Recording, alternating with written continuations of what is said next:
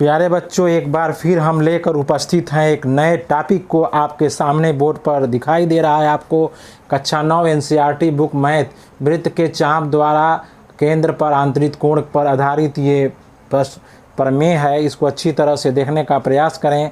प्रमेय है, एक ही वृत्तखंड के कोण बराबर होते हैं। इससे पहले कि हमारे वीडियो में अगर आप देखेंगे तो वो चाप द्वारा केंद्र पर आंतरिक कोण पर आधारित प्रमेय है, उसको आप अच्छी तरह से देख लेंगे तो आई बात समझ में आ जाएगी। हम लोग चलते हैं आज कि एक ही वृत्तखंड के कोण बराबर होते हैं, इसको प्रूफ करने की कोशिश करेंगे। लगाने से पहले मैं आपसे रिक्वेस्ट और गुजारिश करूंगा कि आप हमारे चैनल को लाइक और सब्सक्राइब करें, ताकि जो भी वीडियो अपलोड की जाए आप तक अवश्य पहुँचें और उसका लाभ आप अवश्य उठा सकें।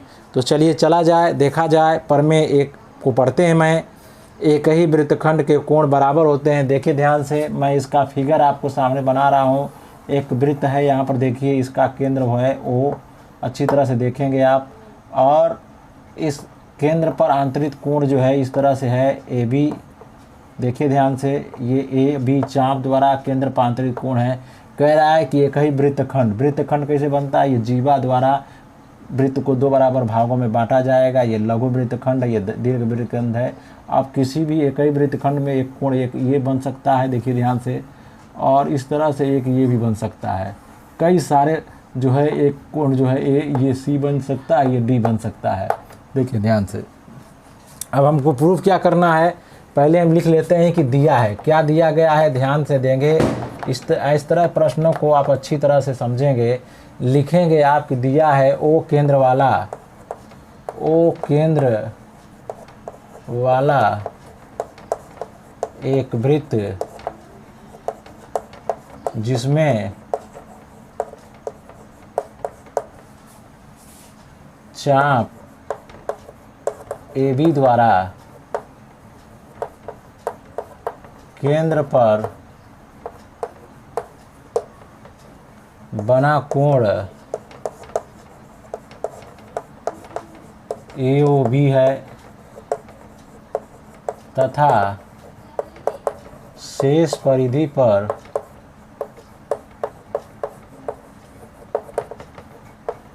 बने कोण ए सी बी और कोण ए डी सी है, ए डी बी है। देखिए ध्यान से, ए डी बी और ए सी बी दोनों हैं, ये जो है एक ही वृत्तखंड के। लिखेंगे ये दोनों एक ही वृत्त खंड में स्थित हैं। ध्यान देंगे आप, ये दोनों एक ही वृत्तखंड में स्थित हैं। अब हमको लिखना है, ध्यान देंगे आप, लिखना है कि सिद्ध करना है। क्या सिद्ध करना है, देखेंगे, सिद्ध करना है। क्या सिद्ध करना है? सिद्ध करना है कि कोण ए सी बी बराबर कोण ए डी बी, ये दोनों कोण बराबर है, इसको सिद्ध करना है। चलिए चला जाए उत्पत्ति में लिखेंगे आप कि यहाँ पर लिख लेंगे, पूरी बात लिखेंगे कि हम जानते हैं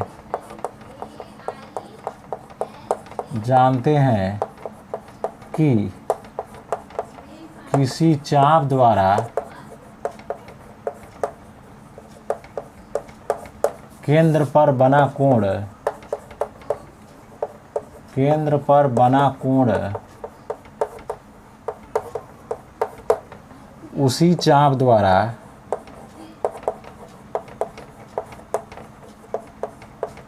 शेष परिधि पर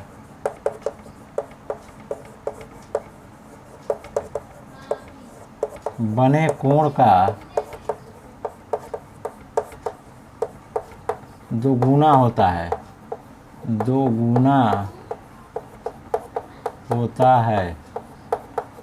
ठीक है, इस तरह से आप लिखेंगे तब तो लिखेंगे अतः लिखेंगे आप चाप ए बी द्वारा चित्र में बना कोण लिखेंगे कोण AOB बराबर 2 कोण ACB। इसी प्रकार कोण AOB बराबर 2 कोण ADB, क्योंकि इसी चाप पर ये भी कोण बना हुआ है, इसी चाप पर ये भी कोण बना हुआ है। ये समीकरण 1, एक समीकरण 2, यानी 2 समीकरण हमको यहाँ पर प्राप्त हो चुका है, 2 इक्वेशन। अतः लिखेंगे, अतः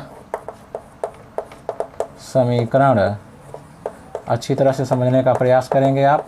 समीकरण 1 तथा समीकरण 2 से ध्यान दीजिए। अब यहाँ पर देखिए AOB के बराबर ये भी है, AOB के बराबर ये भी है, तो इसका मतलब ये हो जाएगा 2 एंगल ACB बराबर 2 एंगल ADB। अब ये 2 को इधर ले जाएंगे तो भाग में हो जाएगा, ऑटोमेटिक ये कट जाएगा। 2 एंगल ACB बराबर एंगल ADB। इसका मतलब ये हुआ कि एक ही वृत्तखंड के कोण यहाँ पर क्या हो गए, बराबर हो गए। अतः एक ही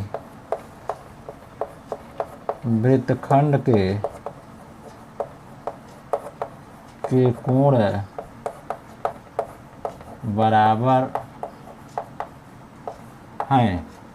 यहाँ पर देख लीजिए, इस प्रश्न में, इस टॉपिक पर ये बात साबित हो गई, ये बात सिद्ध कर दी गई, प्रूव्ड कर दी गई कि एक ही वृत्तखंड के कोण क्या हैं, बराबर हैं। इस तरह से आप जो है, चाहे दीर्घ वृत्तखंड में साबित करना हो, चाहे लघु वृत्तखंड में साबित करना हो, इस तरह से आप जो है स्टेप वाइज आप लगाएंगे थ्योरम को, तो आप अच्छी तरह से समझ जाएंगे।